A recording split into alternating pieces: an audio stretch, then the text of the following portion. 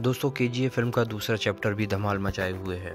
Film काफ़ी पसंद की जा रही है, बिल्कुल वैसे ही जैसे कभी असली के केजीएफ को अंग्रेज पसंद करते थे। लेकिन जिस गोल्ड के लिए केजीएफ मशहूर था, उसी सोने के भाव ने केजीएफ को मार भी दिया। मारा ऐसा कि पिछले 21 सालों से वह बंद पड़ा है।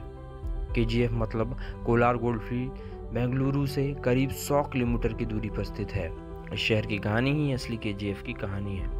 यह एशिया का दूसरा और भारत का पहला शहर है जहां पर बिजली शुरू हुई थी। यहाँ काम करने वाले और इलाके में रहने वालों को कोई दिक्कत ना हो, इसके लिए ब्रिटिश सरकार ने एक झील बनवाई, आर्टिफिशियल झील।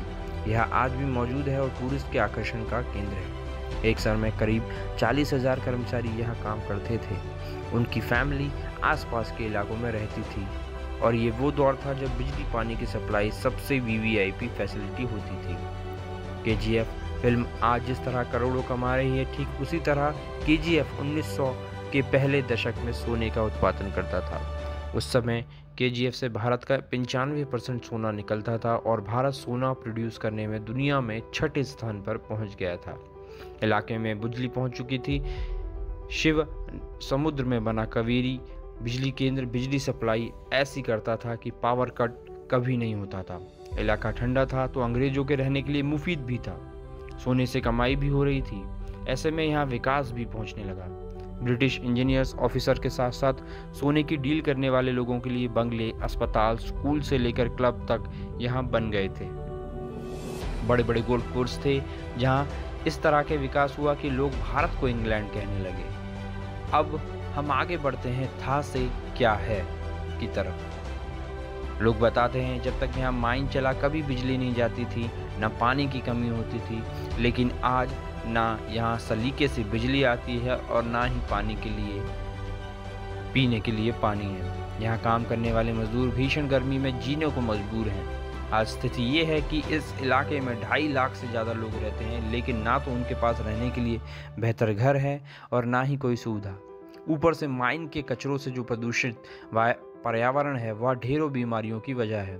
नौकरी करने के लिए लोग यहाँ से बेंगलुरु अब जाते हैं। लेकिन यह तब भी दुनिया दो थी और आज भी एक बड़े लोगों की उस तरफ दुनिया हुआ करती थी, दूसरी माइन में काम करने वाले भारतीय मजदूरों की। एक तो इंग्लैंड जैसी थी, लेकिन दूसरी में 100 स्क्वायर फीट की कूली बनी होती थी जिसमें मजदूर रहते थे।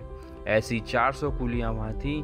उनके पास तो ना प्रॉपर टॉयलेट थे और ना ही सीवर लाइनें। चूहों का ऐसा आतंक था कि साल भर में लोग हजारों चूहों को मारते थे। हालांकि यहाँ काम करने वालों के पास एक रोजगार तो था। साल 2001 में वह भी छिन गया। 121 साल तक चले केजीएफ को सरकार ने बंद कर दिया। इसके पीछे कहा गया कि खनन में आने वाला खर्च उससे होने वाली कमाई से बहुत ज़्यादा है। सरकार इस बोझ को उठा नहीं पाई। फिर उस समय सोने के दाम भी गिर गए थे। ऐसे में करीब 30,000 कर्मचारियों को बोझ उठाना सरकार के लिए नामुमकिन हो रहा था और सरकार ने इसे बंद कर दिया। यहाँ से कर्मचारियों की स्थिति और बिगड़ी। अब तो ना उनके पास नौकरी बची और ना ही रहने के लिए कोई घर। ऊपर से माइन में काम करने वाले मजदूर तमाम बीमारियों के शिकार हुए, जिसमें lung cancer, liver cancer, silicosis और जैसी बीमारियाँ थीं। इलाके में अब ना तो बेहतर बिजली सप्लाई है और ना ही पीने का पानी।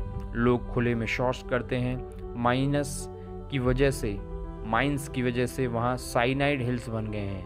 उससे होकर गुजरने वाली हवा और पानी लोगों की सेहत खराब कर रही है। वहाँ रहने वाले आदिनारायण का कहना है कि 2001 में खदान बंद हुआ तो हजारों श्रमिक सड़कों पर उतर आए।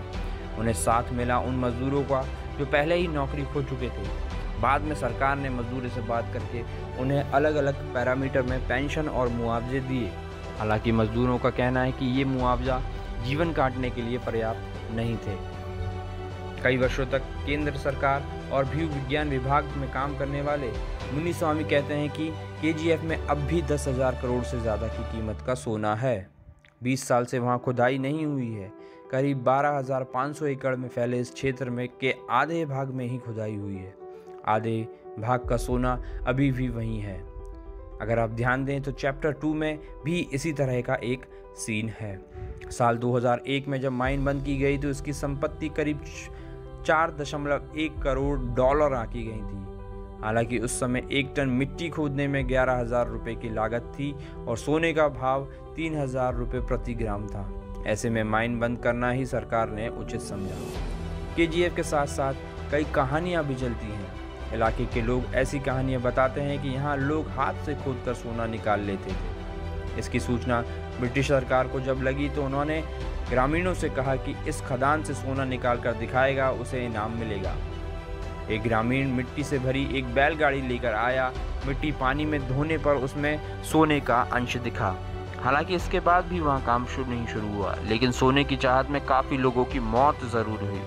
साल 1871 में ब्रिटिश सैनिक माइकल फिटरगेल्ड लेवल को एशियाटिक जर्नल में छपी एक रिपोर्ट मिली जिसमें कोलार गिल्ड फील्ड का उल्लेख था। उन्होंने बैलगाड़ी से इलाके में रिसर्च की और वहां सोने के खदान तक पहुंचने में कामयाब रहे। 1875 में उन्हें मैसूर के राजा से वहां खुदाई का लाइसेंस मिल गया। इसके बाद तो केजीएफ पूरी दुनिया में छा गया। आज़ाद भारत में इसकी क्या स्थिति रही उसका अंदाज़ा 1955 में केंद्र सरकार ने केजीएफ को अपने कंट्रोल में हाथ में ले लिया। ज़्यादातर खदानों का स्वामित्व राज्य सरकार को दे दिया गया। इसका राष्ट्रीयकरण किया गया, लेकिन इस बीच केजीएफ घाटे का सौदा साबित होने लगा। साल 1979 के बाद स्थिति ये बनी कि मजदूरों की सैलरी प्रभावित होने लगी। यह घाटा लगातार बढ़ता गया और साल 2001 में इसे बंद करना पड़ा। MS मुनिस्वामी कहते हैं कि पिछले 20 वर्ष में केजीएफ अब खंडर बन गया है। यहाँ की खदानों में पानी भर गया है। उनका कहना है कि साल 2016 में केंद्र सरकार ने राज्य सरकार से इसके पुनरुत्थान के लिए बात की थी। वह इस दिशा में कुछ कर भी रही है, लेकिन ये सब हवाई बातें हैं। ज़मीन पर अभी कुछ भी नहीं दिखाई पड़ रहा है। तो गाइज, ये थी कहानी असली केजीएफ की, जिसे आप थिएटर में देखकर आ रहे हैं।